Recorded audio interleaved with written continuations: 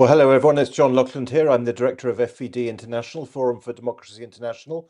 Welcome to this week's forum. I'm delighted to be joined by my co-hosts, Peter Lavelle in Moscow, Jeremy Nell in Cape Town, and by our main guest today, Carl Jha, the immensely prolific podcaster and geopolitical commentator who joins us, I believe, from Malaysia. We're going to be talking about history and I think probably about contemporary politics. We flagged this discussion up being about Mao Zedong, but I expect we'll move on to his legacy and on to contemporary China. Carl, I be perfectly honest with you, I'm not very well up on Chinese history or on the character of Mao Zedong, but thinking about this program, the following thought came to me that he is in a way, Mao Zedong is in a way Lenin, Trotsky, and Stalin all rolled into one. Lenin, because he's the leader of the revolution, and also because his body is embalmed as Lenin's is. Trotsky, because he was the leader of the Red Army, the Chinese Red Army, as Trotsky was for the Soviet Red Army. And Stalin, because, of course, he was the Chinese leader during the period of the Second World War. And indeed, when the 80th anniversary of the victory, the 1945 victory, was celebrated last year in Peking, his portrait, of course, was on one of the buildings. Not sure which building it is. Is it the Great Hall of the People or whatever, on the central square in the Chinese capital? Very much unlike in Russia, of course, where Stalin is not displayed on these parades, and indeed the big screens and so on hide Lenin's mausoleum. So I guess that shows, that alone shows, doesn't it, how different the legacy is really of Mao. If his image is still present on such a gigantic state occasion, I expect he hasn't been airbrushed out of history as the other two have. Carl Jha. Well, that's correct. I mean, not many people really know about Chinese history or Mao. Especially for people outside of China. So don't feel bad about that. Mao Thanks. is the reason Mao's picture still hang on top of Tiananmen, which has been there since 1950s, is because Soviet Union collapsed and the PRC, People's Republic of China, hasn't. PRC is mostly, you can think of it as Mao's baby. I mean, he was the one who was a founding member of the Communist Party of China in 1921. When a small group of people met in French concession in Shanghai and decided to form this party. And then he saw through the whole revolution until he installed a brand new government in Beijing on October 1st, 1979. But the Mao is such a complex figure, he's not really, I don't think he's well understood by most of people, because he kind of, a lot of people trying to understand Mao, it's like a blind man feeling the elephant. You maybe you get a feel of the tail or the butt or the tusk, but you don't really get the whole picture, because Mao is an incredibly complex historical figure, and he, some people think he's a devil, some people think he's like a godlike figure, a visionary, but sometimes all can be true because he does. Like I say, he's an incredibly complex historical figure. He has certainly made some grave mistakes in his life. This, by the way, is not me saying that. This is official Communist Party of China verdict on Mao. Deng Xiaoping has said, Mao has done 70% good and 30% bad. Right, that's the official verdict of the Communist Party of China. Go ahead. Can I jump in here? So, sure. So, Carl, when you and I traveled China, we spent quite a lot of time chatting about Mao. I was asking a lot of questions. We saw a few Mao statues. We even saw them in restaurants. So clearly, he isn't a completely forgotten figure. But there was when you mentioned that 70-30, you said that you were telling me when we were in China how that percentage was changing over time. Can you repeat that? Well, I don't know if it's over time. I think the 70-30 is not exact scientific figure of it. It's more a matter of speech. What Deng is really saying that he has done mostly good, but of course he has made some serious mistakes. And what Deng Xiaoping was trying to do back in 1978 at end of the Cultural Revolution is then want to kind of just table the debate of Mao. So like let's just move on. Let's set aside history. This we know that all this happened, good thing and bad. Let's look forward. Let's not let the infighting destroy us as a party, as a country. So let's just move on. Let's just move on from the Mao's legacy. Um, and but Mao's legacy is very much alive. The People's Republic of China, as they say, is part of Mao's legacy. Because people need to understand, China before the PRC was a broken place, especially after what the Chinese themselves called the Century of Humiliation, which dated from 1839, the beginning of the Opium War, all the way up to 1949, the founding of the People's Republic of China. For most period of the time, China is one way or other under foreign power predation or civil war or Japanese invasion and occupation. So it's Mao that kind of put the country back together again. Well, Carl, I mean, but that is his legacy. I mean, yeah. When I see references about him, it's not political. It's more national and it's more civilizational. You just said it is the end of the humiliation. So, to end that humiliation, someone has to lead, and no one is infallible. He made mistakes. But when I was in China, I guess, I could understand Jeremy because I would ask about it too. I did study the history of the Chinese Communist Party. And he's more like father of the civilization, because I was talking to young people early to mid 20s, and none of them ever mentioned the Communist Party once. Okay, he's a national unifier. He didn't invent China. He reemerged China, and I constantly heard references, and I think it's really important. Our civilization. Very few people said country to me. It's our civilization. He redeemed us. Okay, there's I don't know, young people, it seemed to me that I talked to, they're really quite indifferent to the politics of the Communist Party. Okay, and I think it's like a lot of places in the world. It's results driven. If they do something good, then you give them credit for it. If they don't come up, they don't fulfill their promises, then we can criticize them. But it has nothing to do about ideology. That's the one thing I was actually talking to Jerm about during our trip in China. I consider China today a post-ideological society, which is in sharp contrast to the Western society today. I think I consider much of the Western society is very ideological today. And the one reason why China is post-ideology is actually Cultural Revolution happened. And it got all that ideology out of the system. So, thank God. After Cultural Revolution, then Xiaoping said, "Okay, ideology. Ideology. Let's focus on results, right? It doesn't matter if the cat is black or white, as long as it catches mice, it's a good cat. Let's focus on pragmatism. Let's focus on delivering the goods for our people, which is improving the livelihood of our people. Let's not talk about."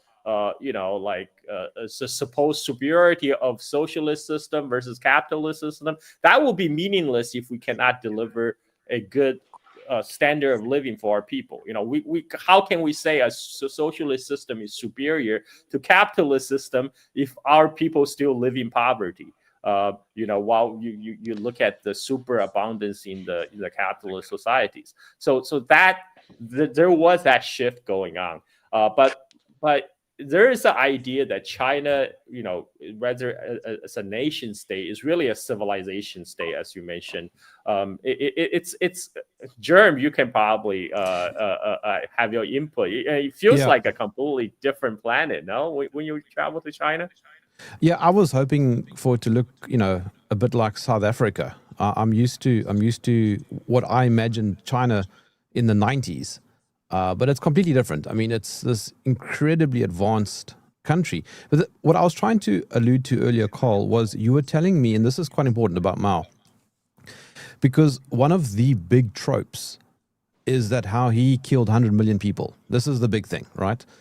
Now, we have to unpack that a little bit, which is what you did in China. You explained how it was a series of policies, and he didn't necessarily know about everything that was going on. That's kind of what I'm hoping you would expand on. Well, yeah, I mean, Mao didn't intend to kill tons of people, his countrymen. I mean, that's well. First of all, the 100 million figure that's grossly exaggerated, and what people are referring to is usually the Great Leap Forward, which led to the Great Famine of 1959 to 1962, the 3 years of terrible famine that happened in China, and this is a result of collectivization, because Mao was really pushing for collectivization, because one of the reason is he want to push China to catch up to Soviet Union,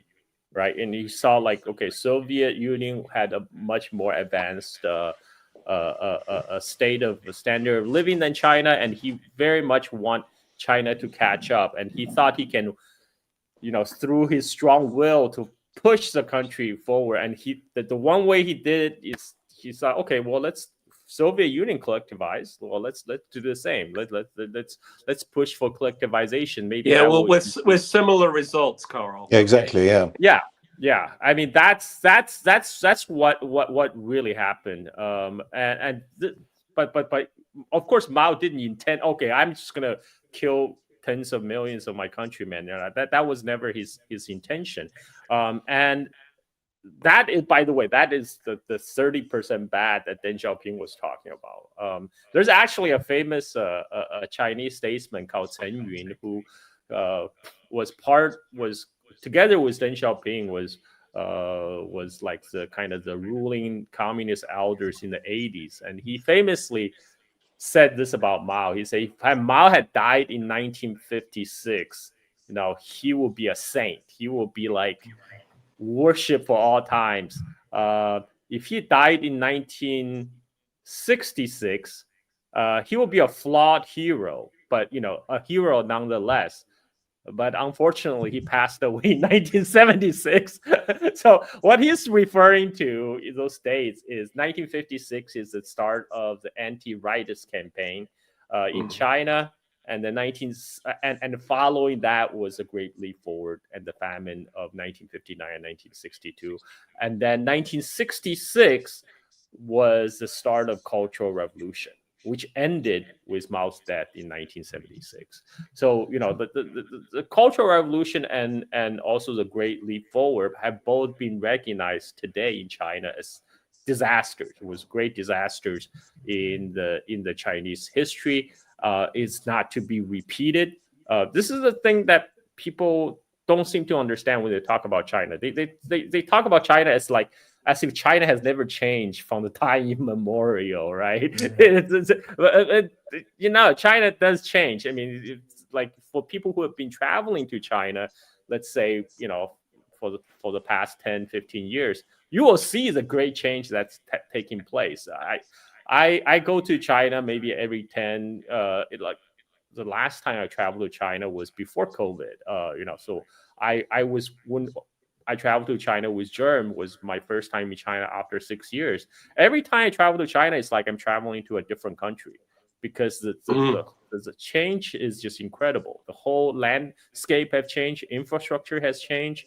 The way people act have changed. As I was telling Germs, like I never expected people to obey traffic signals or line up. Well, that just Carl, wasn't a Carl, I think John has kind of echoed the same thing in his years traveling to Russia. Every time he comes here, you Yeah. see something very, very different. And going back to Mao, I mean, one of the things, um, American media that was love to CCP, and all that, I find it really quite maddening.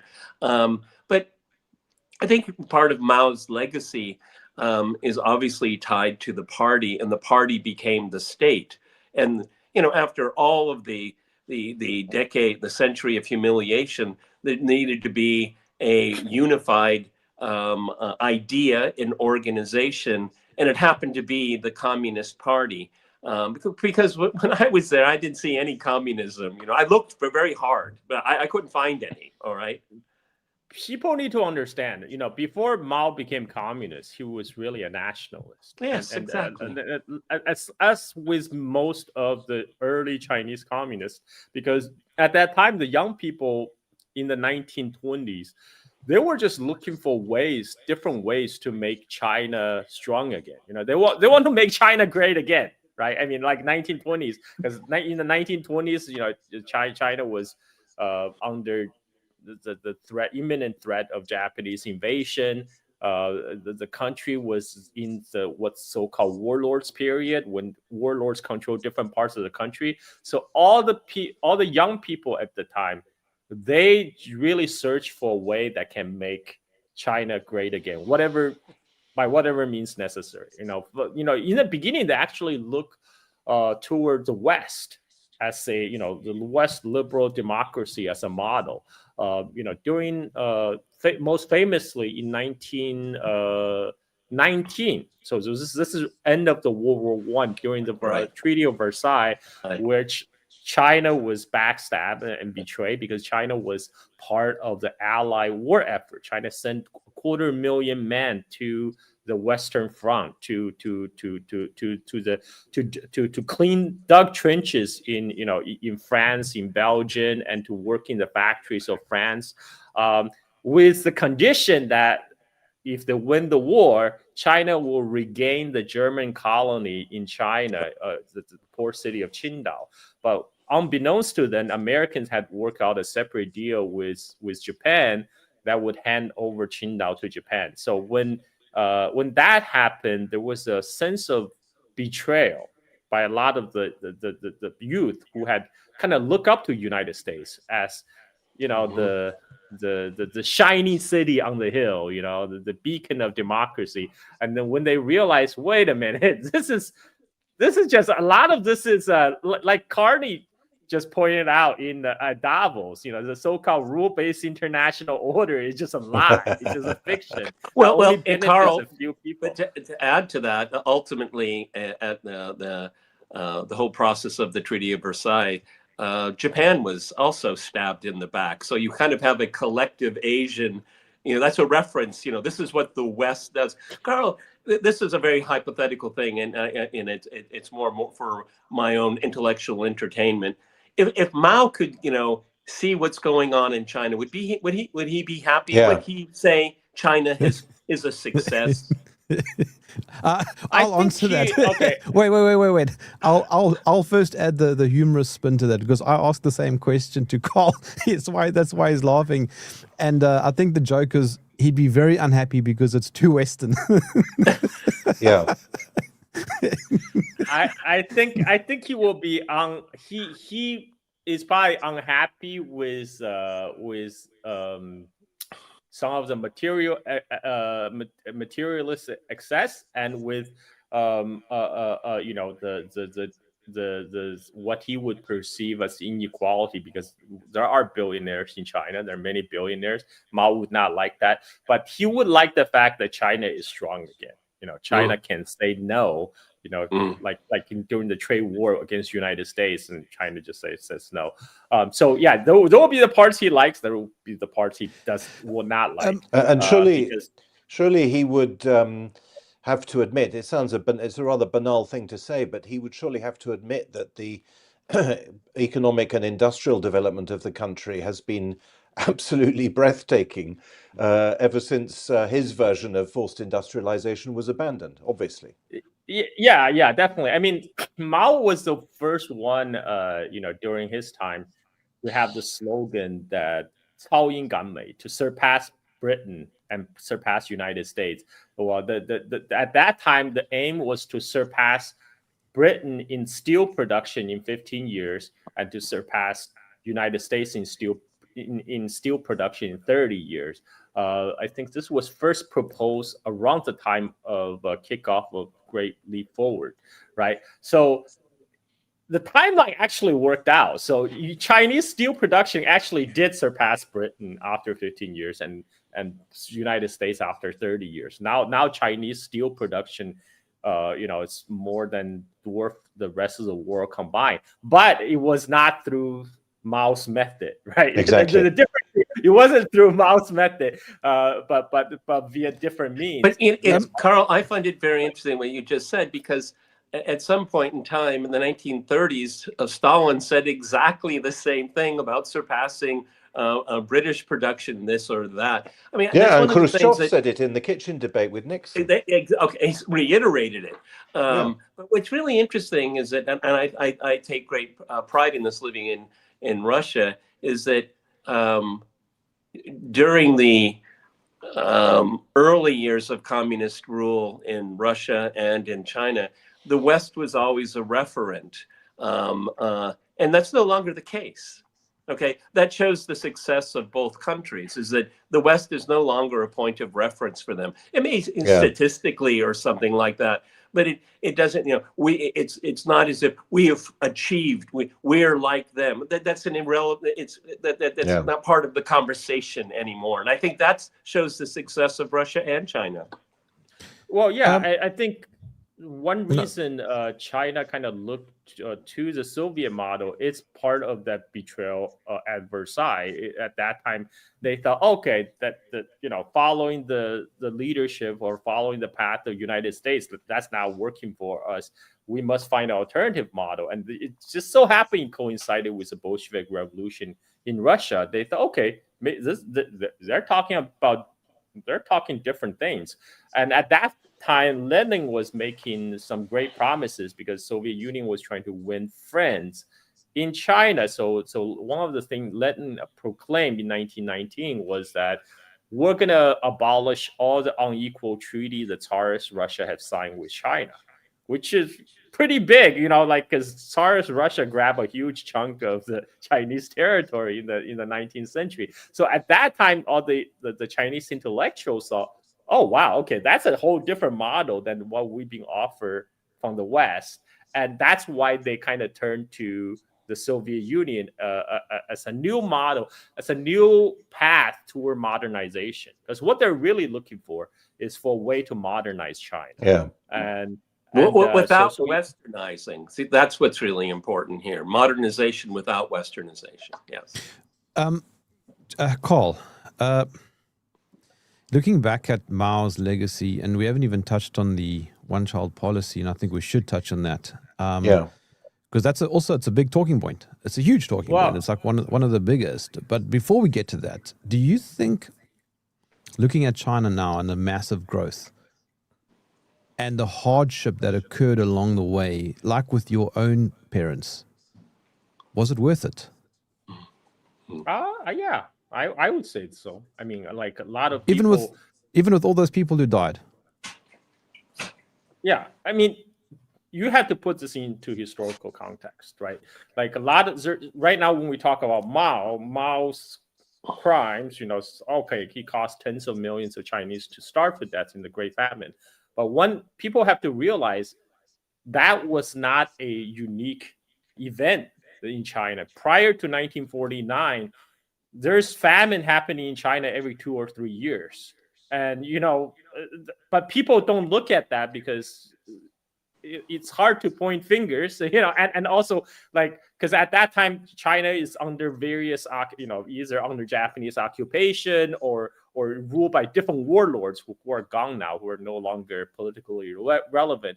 But that was the life of China. So people who have kind of lived through all that, lived through the first half of the 20th century, they have some sort of perspective what they can compare to, and it's also should be pointed out, 1963 was the last time there was a large scale famine in China ever till now.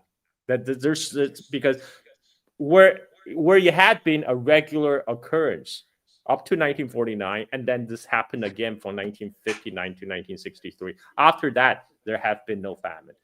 But related to one-child policy, so when Mao first came to power in 1950, he actually encouraged people to have a lot of kids. This is again, it's kind of like Soviet Union. Soviet Union at that time was awarding medals for mothers who have a lot of children, right after World War II, for obvious reasons. And then Mao was doing the same thing. He was trying to encourage people have more kids. At that time, Mao actually had a big debate with one of the Malthusian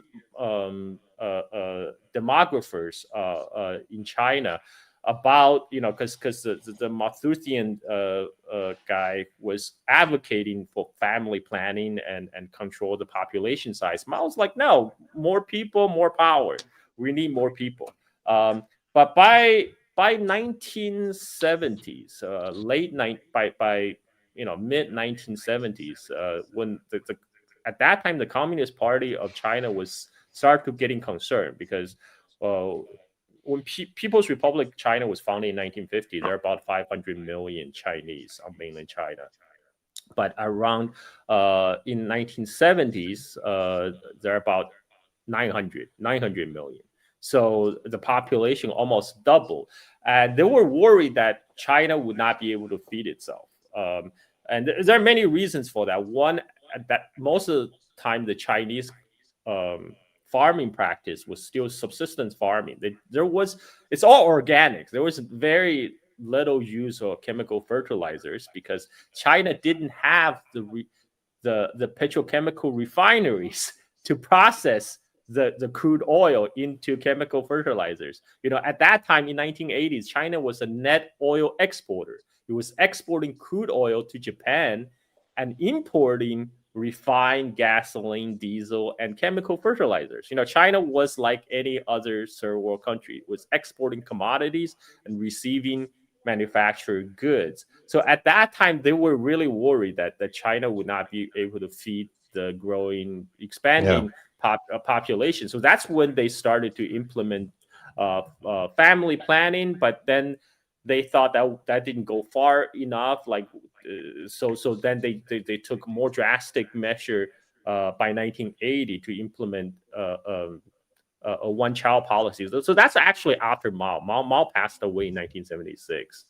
This was way before, but they started to put measures on family planning like around 1975, 1976, just before Mao passed away.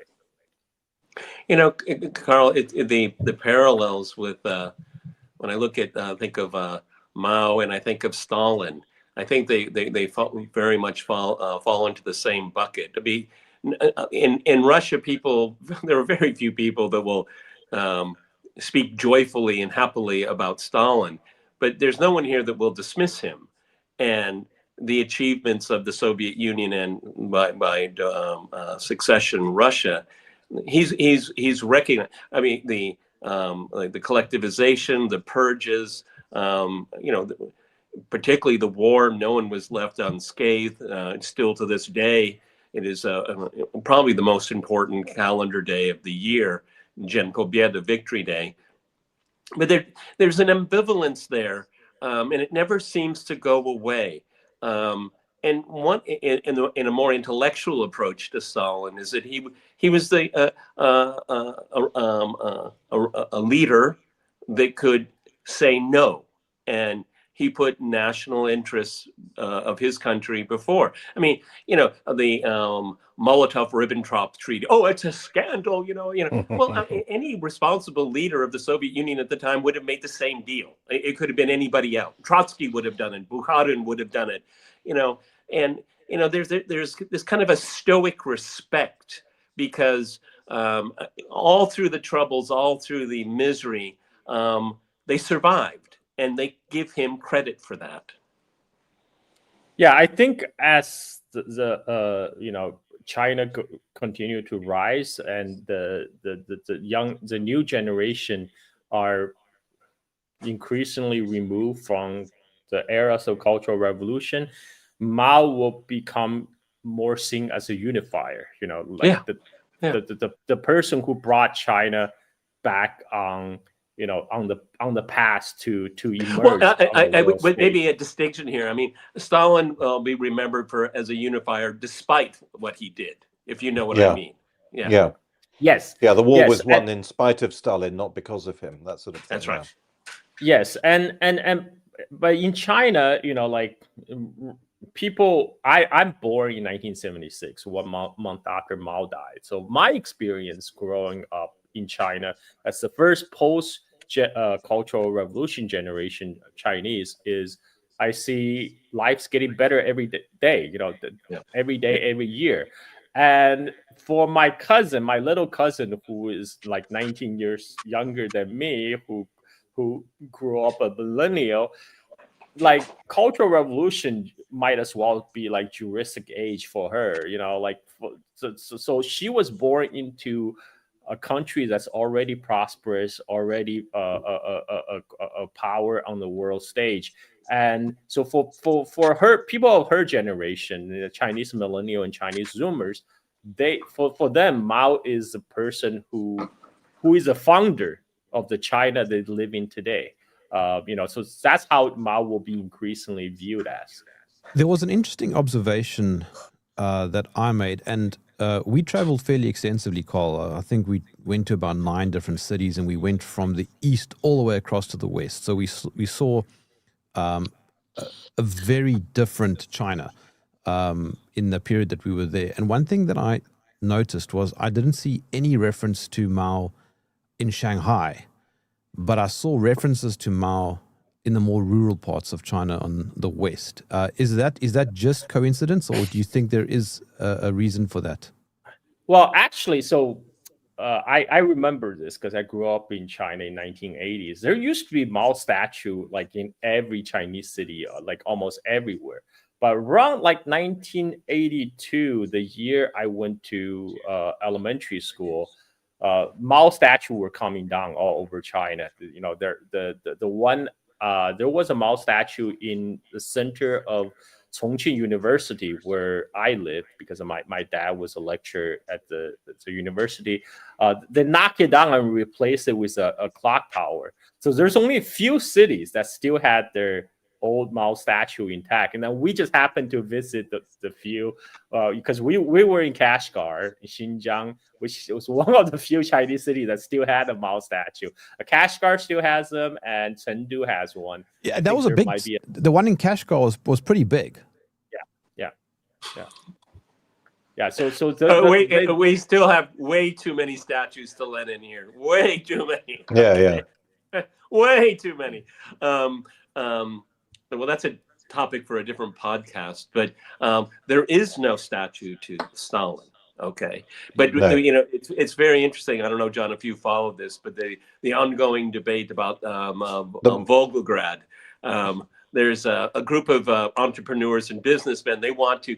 They found a compromise that on one day of the year it will be, and this is a great compromise, the city of the Battle of Stalingrad. They, said, no, we have to name it after Stalin. And they know we can't even go that far. But on one day of the year, we can, the city of the Battle of Stalingrad. It's very interesting how the historiography of these two leaders, there are points of continuity, and then there's vast separation. But yeah, if we look at the time since Mao, China has had a succession of leaders, including obviously Deng Xiaoping and the current Xi Jinping. And those two men, it seems to me anyway, are surely remarkable statesmen, both of them. And am I right in thinking, Carl, that there is a certain, I don't want to be rude, but there's a considerable veneration of Xi, I think, in China, is there not, at least on an official level? I don't want to talk about cult of personality. I'm not trying to be rude. But those two men, and maybe others, seem to me, looking at it very much as someone who doesn't know the country and from outside, they seem to me to be very substantial people who've done a lot of good for their country. Whereas poor old Russia, of course, I'm making exception of the current leadership, but in the period between Stalin and was it Andropov just before and up to Gorbachev, of course. Well, including absolutely. No, sorry, I mean including. There are just it's a succession of losers, and none of them, I think, is admired at all. Not Brezhnev, not Khrushchev, obviously not Gorbachev, and so on. So, just objectively, the two countries, I think, have had very, very different paths, haven't they? Yeah, well, I have to point out there was no cult of personality around Deng Xiaoping because Deng Xiaoping made sure of it. After end of revolution, Deng Xiaoping made a point to criticize, the cult of personality that was constructed around Mao, and he said, "No, we're not going to have that." So there was no statue or poster of Deng Xiaoping after Deng Xiaoping's death. The first time I saw a poster of Deng Xiaoping paraded on Tiananmen Square was, when Jiang Zemin. Who of us is frozen? Okay, no, we can hear Carl. We can hear Carl. Okay, here we go. Here we go. So I'm good.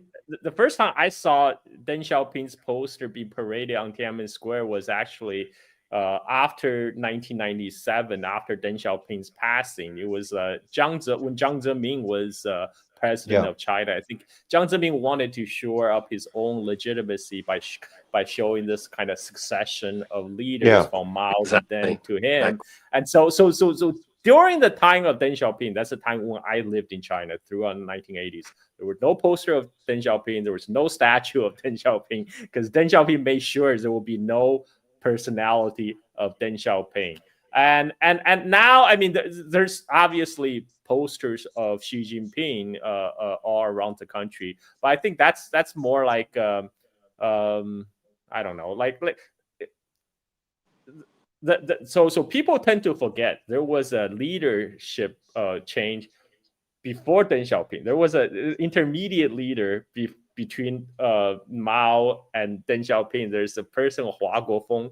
So Hua Guofeng was Mao's successor, but at that time, the propaganda department of the Communist Party thought, okay, God, we have, how are we gonna fill the shoes left by Mao?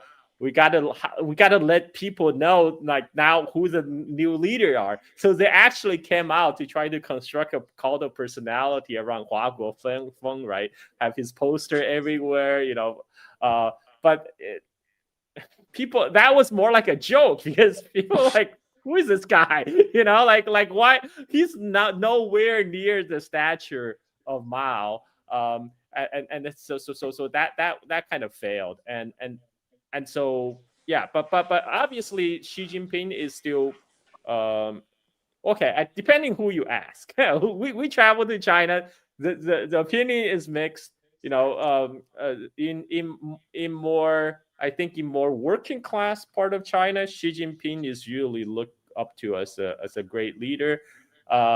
If you ask some Shanghai entrepreneurs, they might give you a different opinion. Yeah, we met up. Do you remember in Shanghai we met up with that American economist who's been living in China for 30 years? What did he basically say about Xi Jinping?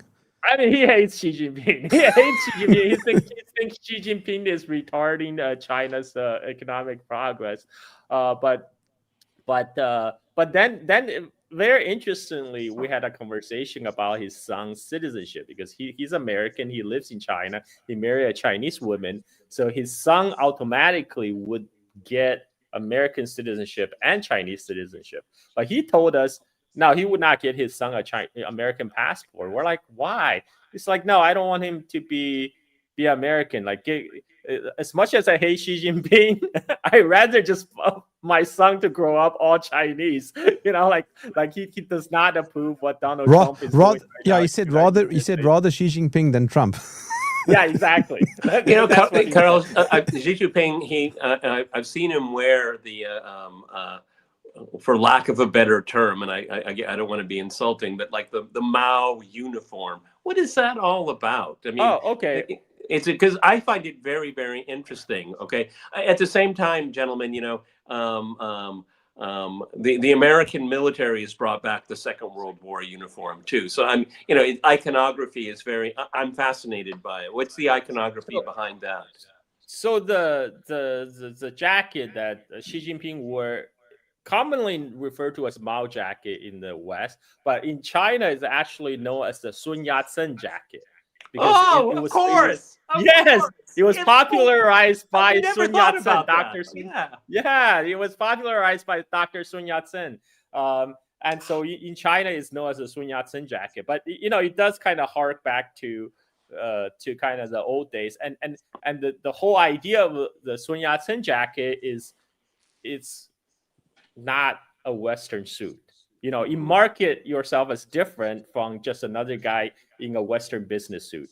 It's still connected to kind of like being China, like a different civilizational state. Yeah. Yeah. Well, it's a bit like the Iranians not wearing ties and collars, isn't it? It's a similar thing. Yeah. Go ahead, Peter. How making a generalization of such a large country and diverse country. I hate making generalizations about Russia, but what do you think Chinese think about their place in the world? Because I have kind of often argued, and we had a recent guest here it didn't work out too well. I think John knows what I mean. My theory of the case is that China isn't rising; it's reemerging. It's claiming or putting its flag in the ground, saying we have returned. We're returning to our natural state. That our civilization is long. It's very sophisticated and very much appreciated by the people that live within it.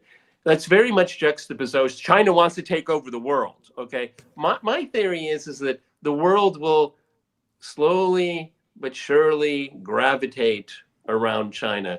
China doesn't have to go anywhere. The world will come to China. That's it. China wants it. Peter, Trump is making China great again. Yeah. I agree, actually. I mean, Trump is probably the best American president for China. I mean, he's making China's job so much easier. And what, when Xi Jinping said he want for the rejuvenation of the Chinese nation, like he didn't just come up with a slogan on his own. That actually resonated with much of the Chinese population because, Peter, as you mentioned, most of the Chinese people see themselves returning to their historical rightful place as one of the preeminent civilization in the world. And they saw like the 100-year of humiliation as just a historical aberration. It's now that is over behind us.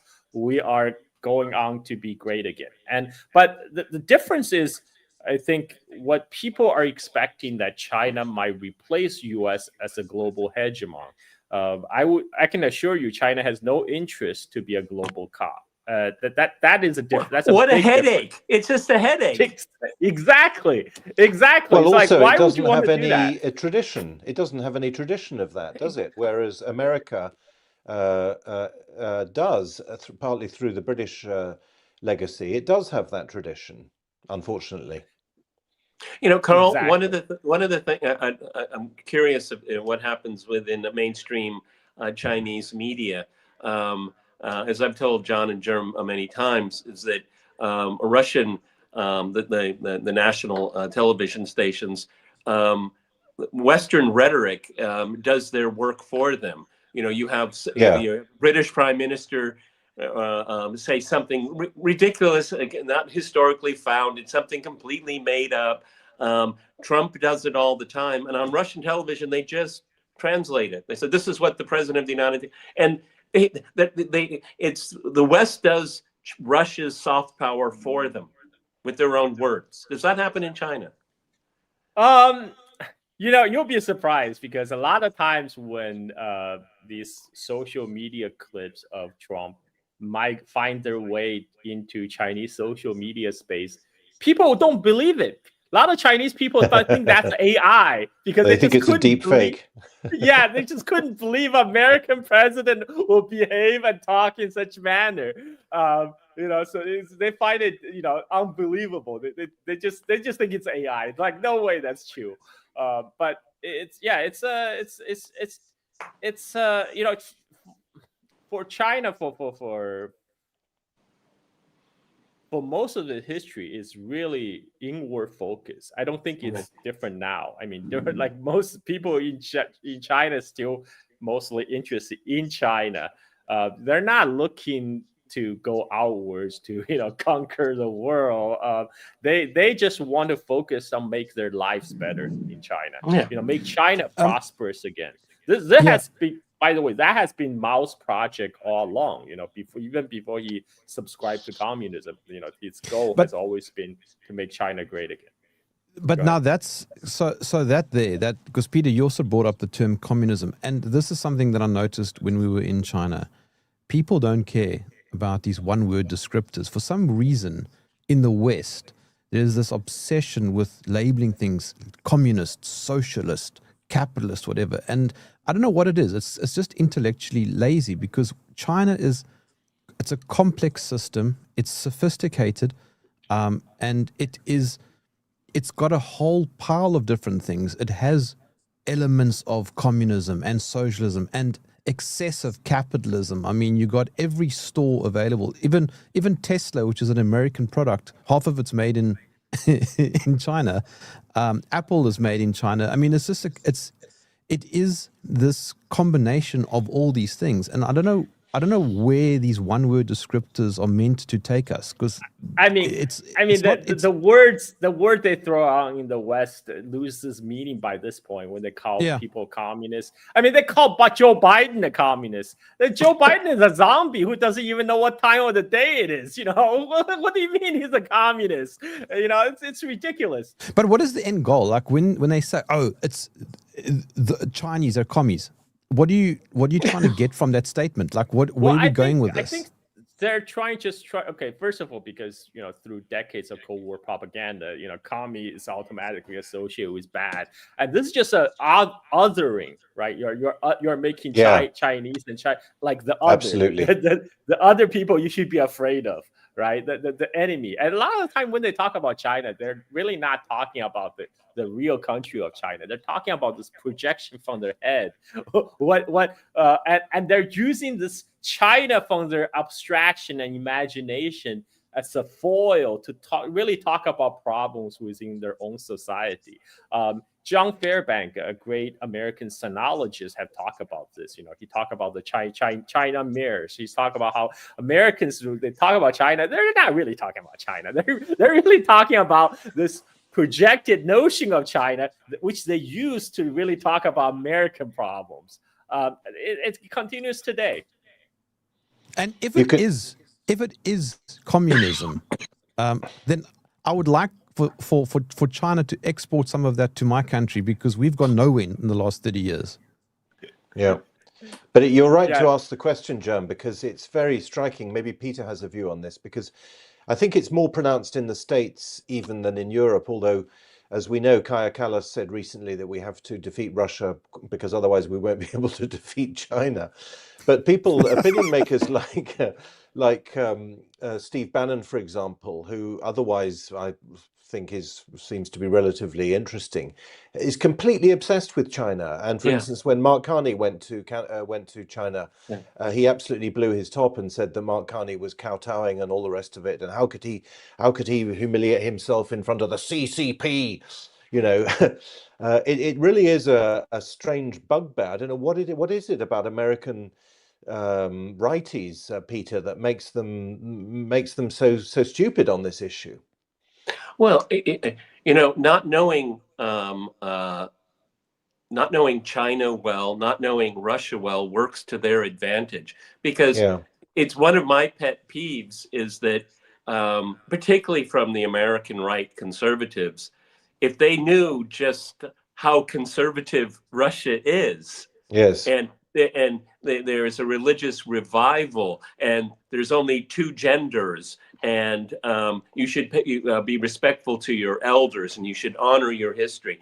That is what they're afraid of, because they don't have it, themselves. If you're a true conservative in the areas that I've mentioned, then Russia should be your best friend in the world. Okay, but they can't do that. That's why, on my program, I've had people that disagree with me. They will say to me, "It's because you're a communist," and it's like, you have no idea who I am and where I live. Okay, no, this is 500 years of Western domination is this coming to an end, and they have to explain it somehow, and they're losing it on their watch. Okay, and Carl, what are the culture wars played out in China? I mean, they are a bit in Russia against Western woke. Does it reach as far as China? I saw nothing. I mean, even in terms of reaction? I mean, China is not interested in those cultural wars. We saw one gay guy, and he was in Kashgar. The Uyghur, he's a male Uyghur bartender, a barista in a small rural town in Xinjiang. I didn't even notice. Jerm pointed out to me. It's like, did you see that? I'm like, what are you talking about? Oh, okay, yeah, I see what you mean. But yeah, he was he was a flaming gay Uyghur barista in a coffee shop.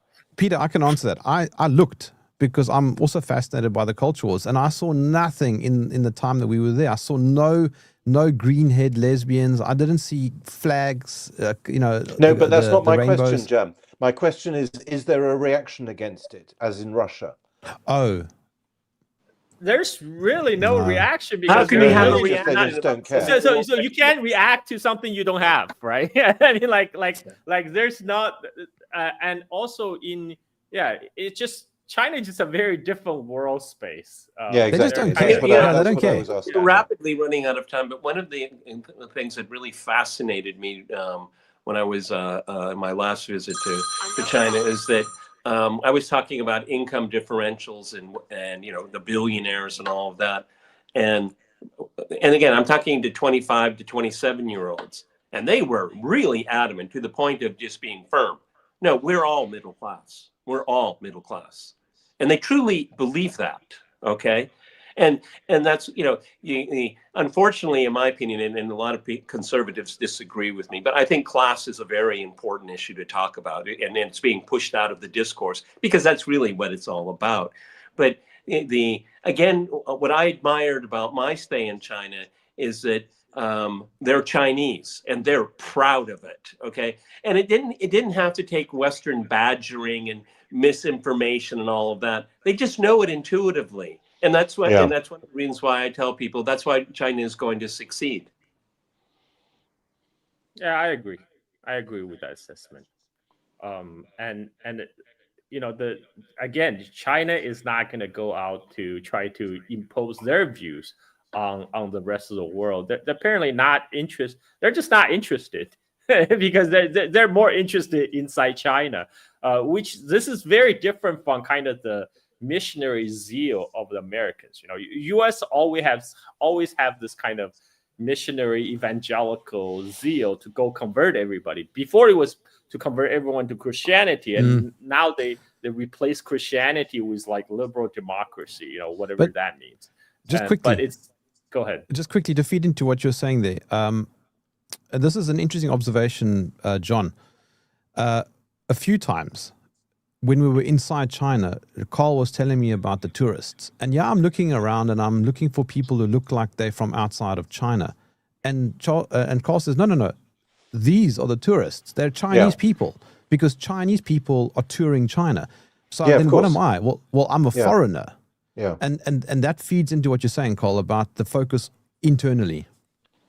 But again, I mean, Peter just referred to 500 years of European or Western domination, and that period, let's say it begins in 1500 or at the end of the 15th century, is characterized for every single European state, Portugal, Denmark, Britain, France, Germany, and Russia, by massive territorial expansion. So in Russia's case into Siberia, in Spain's case into South America, Portugal, England, all over the world, America, Africa, Far East, and so on. And China, as far as I know, not knowing that Chinese history, as I say, has never had that experience. It's never expanded. It doesn't attack its neighbors. It doesn't have this universalism, which is indeed the hallmark of Western civilization. That's very good. Excellent. Right. I mean, you have to also look at incentives. So, one reason that Europeans went out during the Age of Discovery, because they're trying to get to the trade route to Asia, where the real wealth was. And whereas for the Chinese, they had no incentive to go out because the wealth is already here. Like we don't need to go outside. And that China is returning to that world right now. This is why the West conquered the world because the food in the West was awful. They needed to, spice and sugar and all of that. Okay. That's a jibe at John. I mean, I remember when I was growing up, going to England, bad food served by an ugly woman. Okay, so that was the case when I was young. I'm joking. No, but to end on this is that I really believe that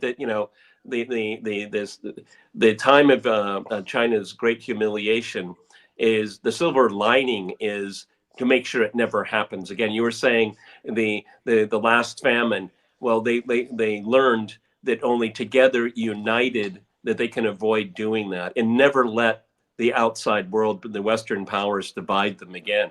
And that is a really, really important lesson. It's a lesson the Russians have finally come to after 30 years at the end of the Cold War, is that you can't trust the West, you can trust yourself. This is why I think the West needs its own century of humiliation before it's coming. Don't worry, it's coming. And then to learn from the others. Coming.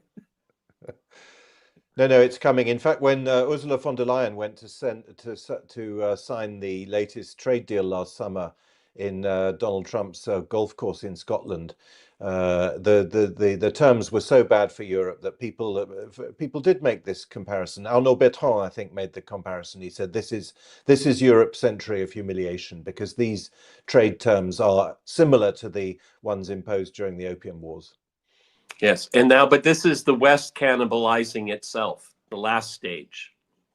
Yeah, well, and also, of course, yes, exactly, because the humiliation in this case is coming in the first instance from the United States of America. Maybe it'll come from Russia as well shortly, but we're not quite there yet. But it may well be around the corner. And another thing that we have learned, and it's something that has to be.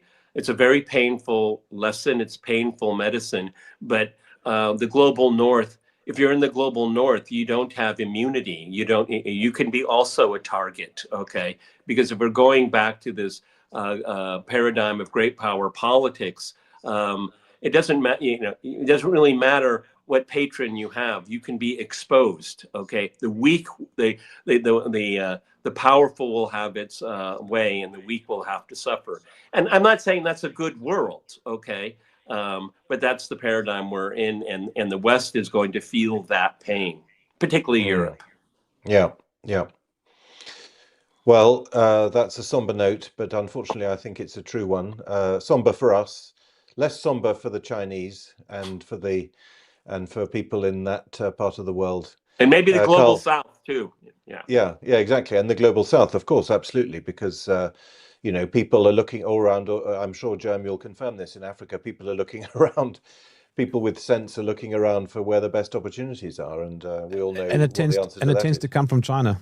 Yeah, exactly. Yeah, Carl Jha, it's been absolutely fascinating talking to you. You've been extremely kind to be with us for an hour. Thank you very much indeed, and thanks to everyone for watching. We'll see you all next week. All the best. Thank you. Goodbye.